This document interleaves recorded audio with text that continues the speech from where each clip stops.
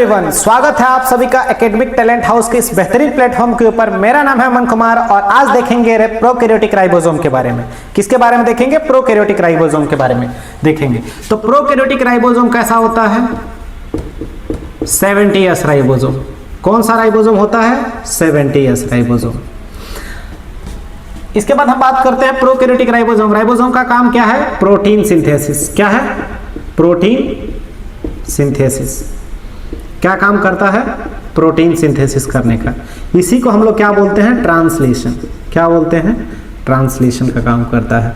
इसके बाद हम बात करते हैं प्रोकैरियोटिक राइबोसोम का साइज कितना होता है। तो प्रोकैरियोटिक राइबोसोम का अगर साइज देखेंगे तो कितना होगा?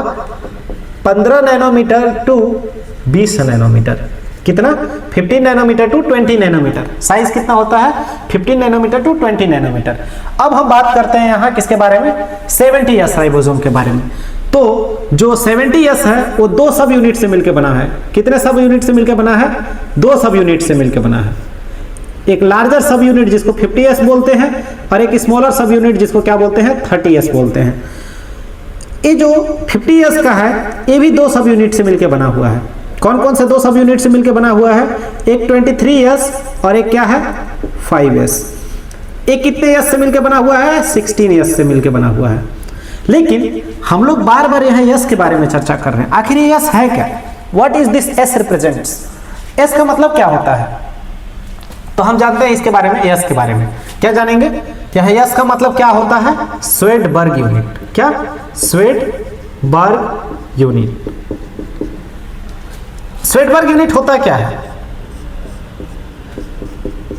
इट इज द मेजर, क्या है? Measure of sedimentation coefficient. क्या? Sedimentation coefficient. लेकिन अभी भी मुझे समझ में नहीं आया कि सेडिमेंटेशन कोएफिशिएंट आखिर होता क्या है। तो आइए हम देखते हैं क्या। Which means the rate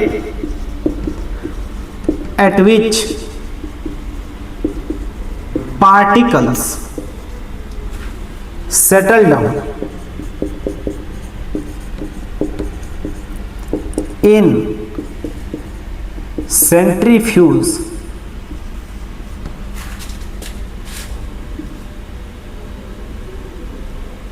during spinning।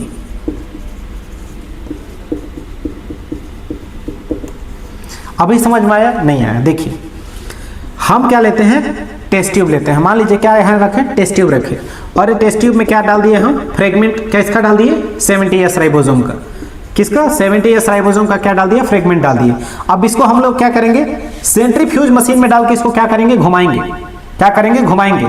तो जिस स्पीड से सेटल डाउन होते जाएगा उसी स्पीड को क्या बोलते हैं? स्वेडबर्ग यूनिट बोलते हैं। क्या बोलते हैं? Svedberg unit. अब हम बात करते हैं कि जो स्वेडबर्ग यूनिट है क्या है? जो स्वेडबर्ग यूनिट है ये किस चीज के ऊपर डिपेंड करता है?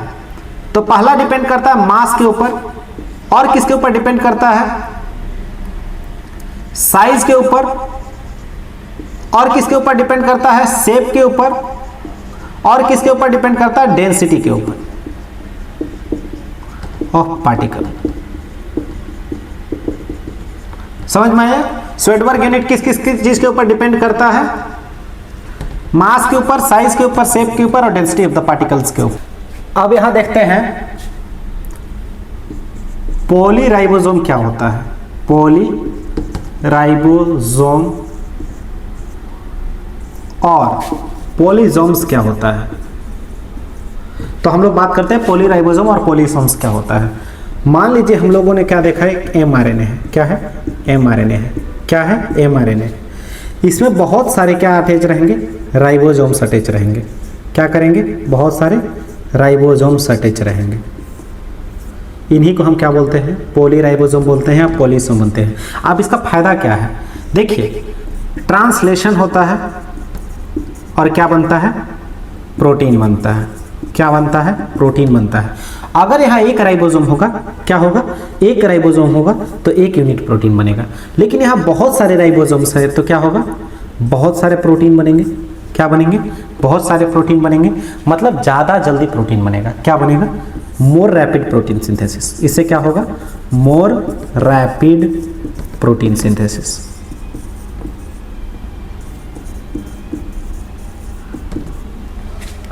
अब देखते हैं इंक्लूजन बॉडी के बारे में या स्टोरेज ग्रेन्यूल्स के बारे में। ये हमारा क्या है? प्रोकैरियोटिक सेल है। क्या है? Prokaryotic cell. और आउटर स्ट्रक्चर सेल वॉल था और इनर स्ट्रक्चर क्या है? सेल मेम्ब्रेन है। और ये पूरा स्पेस जो है वो क्या है? साइटोप्लाज्म है। क्या है? साइटोप्लाज्म है। ये सारा स्ट्रक्चर कौन सा स्ट्रक्चर है? साइटोप्लाज्म है। यहां इस साइटोप्लाज्म में क्या होते हैं?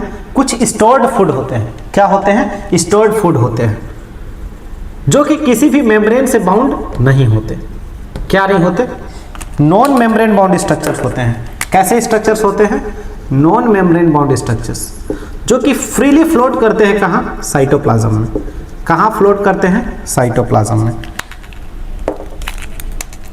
एक किसी भी मेम्ब्रेन से क्या नहीं होते? बाउंड नहीं होते। और कहां फ्रीली फ्लोट करते हैं? साइटोप्लाज्म में। इनका नाम देखते हैं।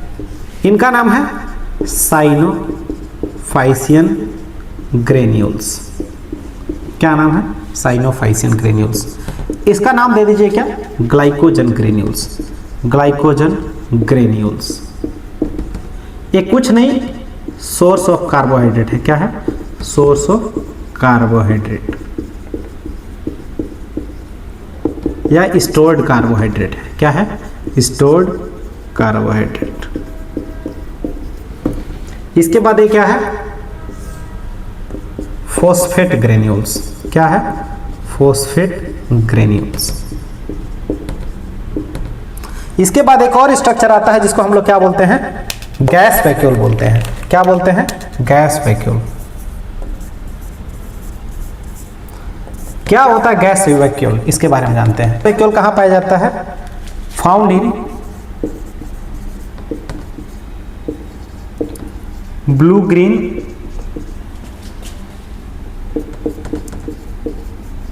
पर्पल ग्रीन फोटोसिंथेटिक बैक्टीरिया में। कहां पाया जाता है? Found in blue green. Gas vacuole कहां पाया जाता है? Found in blue green purple and green photosynthetic bacteria. Thank you. आज के लिए इतना ही। मिलते हैं नेक्स्ट लेक्चर पे।